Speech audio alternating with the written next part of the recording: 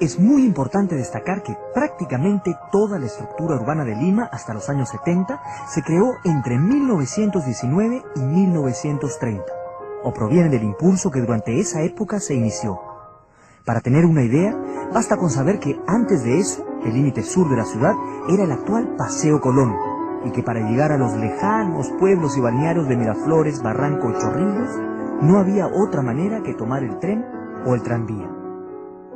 Hay que recordar, siguiendo a Jorge Basadre, que las familias más prominentes vivían todavía en sus antiguas casonas de origen colonial, con amplios zaguanes, balcones y ventanas de rejas.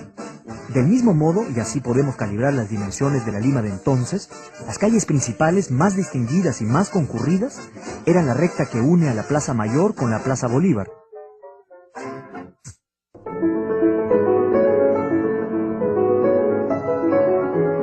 El crecimiento de la ciudad durante el oncenio de Leguía fue vertiginoso. En 1921 aparecen extensas áreas urbanas, inimaginables para los limeños de entonces.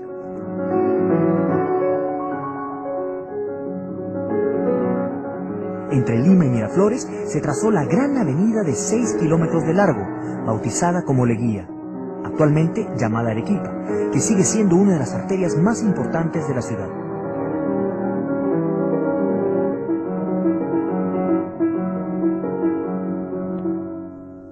Cuando Leguía se plantea hacer la avenida Leguía, porque bueno, en un acto de esos de sobonería muy propio de esa época, lo bautizaron con su nombre, pero se oponían los hacendados de esa zona. Y en alguna revista he leído ahí que decía: yo a estos brutos los voy a hacer millonarios aunque no quieran, porque claro, todo eso le levantó el valor a unas tierras de cultivo, las transformó en el eje de la ciudad y evidentemente levantó mucho de valor. Otro rasgo distintivo del oncenio fue el masivo uso de material noble para las modernas construcciones. Atrás queda la quincha y el adobe para dar paso al ladrillo, el cemento, el acero, el bronce, el mármol y la madera fina. Son de esa época el Ministerio de Fomento y Obras Públicas, la antigua Escuela Militar de Chorrillos y el Club Lawn Tenis de la Exposición, entre otros edificios.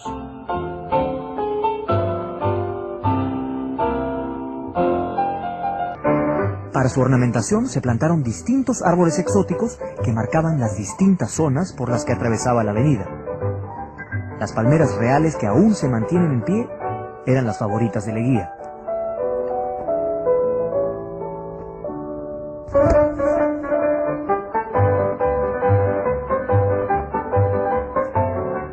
La avenida Arequipa es una de las tantas obras que se inauguraron para el centenario de la independencia del Perú. Es más, se abrió para el transporte público el 28 de julio de 1921. Frente al edificio El Dorado, en el distrito de Lince, figura un monumento casi desconocido en donde aparece Augusto B. Leguía. Ahí figura también el nombre original de esta avenida, Avenida Leguía.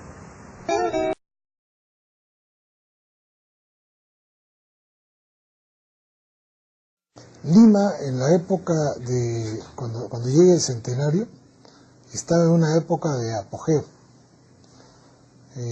La ciudad está creciendo, pero a la vez, como estaba creciendo tan rápido, era una ciudad vacía de monumentos. Una ciudad que no tiene monumentos no tiene como personalidad, es la que te señala, ¿no? Ves la Torre Eiffel, sabes que estás en París.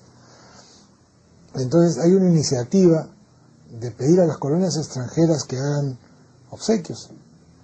Y es así que nace, y las diferentes colonias afincadas aquí en el Perú hacen obsequios. La colonia china, la fuente china, que supongo que ya la habrán registrado. Los japoneses, el monumento a Manco Cápac, que originalmente estuvo en la... no está en la plaza donde está ahorita. Los franceses, la Estatua de la Libertad. Y así, ¿no? Cada uno fue haciendo sus obsequios. El único que no está en Lima es uno de la colonia palestina que está en Arequipa.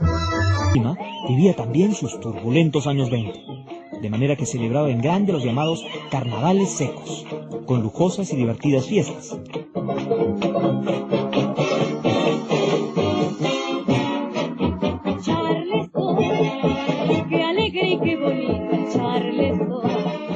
se veía el derroche de la riqueza de la alta sociedad, todas elegantísimas,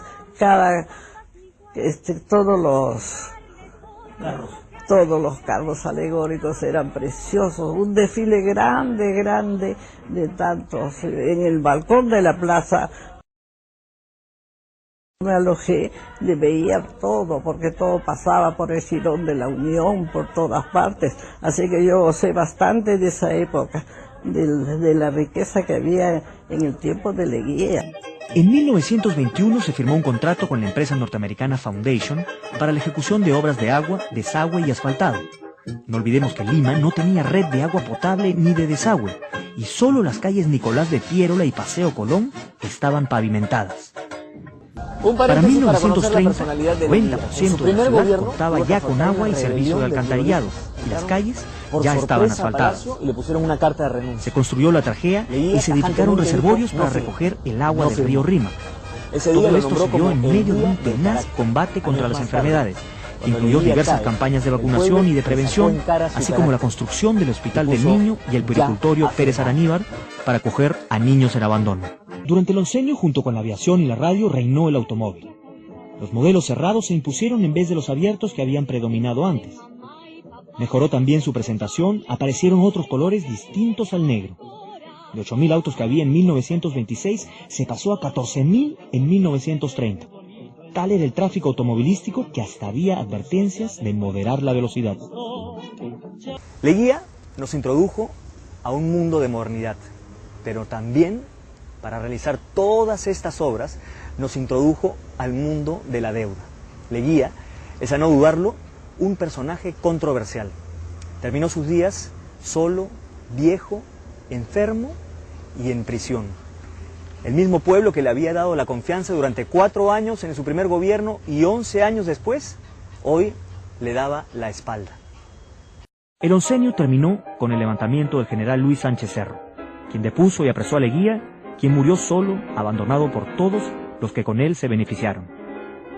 Como dice Jorge Basadre, él, que había conocido hasta el cansancio por propia experiencia que la adulación ante el poderoso es una de las características más caudalosas que suele emerger en la psicología nacional, luego supo brusca y acerbamente que otras de sus notas distintivas suele ser la crueldad ante el caído. Aya La Torre, quien sufrió el destierro por el mismo Leguía, dijo años más tarde: Leguía es el mejor presidente del Perú.